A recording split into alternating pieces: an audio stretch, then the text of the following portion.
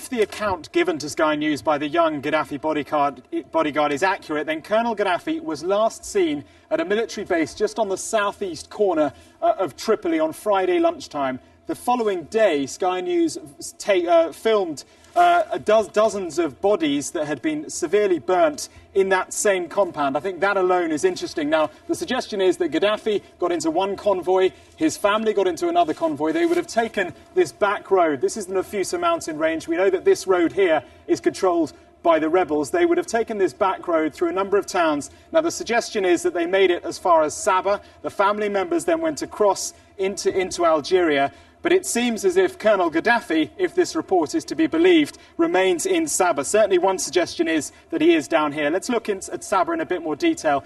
It's his ancestral home. It's still a stronghold for him. And it's home also to several squadrons of Libya's air force. They would appear, it seems, to have been destroyed. But certainly it is still a stronghold. It's Libya's old nuclear weapons program base. It's also where he fled when the US was bombing his compound back in 1986. So he's been here before. And we can see from some of this video imagery, satellite imagery, that it is certainly a military base. Of course, the bodyguard's account could have been inaccurate. Colonel Gaddafi could have turned left when he got onto this road down here. And there are a number of towns that are still loyal to him. Certainly NATO has been concentrating on 3 of his strongholds, Bani Walid, Hoon and Sirte. Sirte, of course, his hometown. Let's look at Hoon first. We know that there have been a series of airstrikes there over the past 48 hours or so. You can see some of the hardware that NATO says it's hit, 5 anti-aircraft artillery, a radar system, anti-aircraft guns, an awful lot of military hardware that they're continuing, NATO that is continuing to hit in Hoon.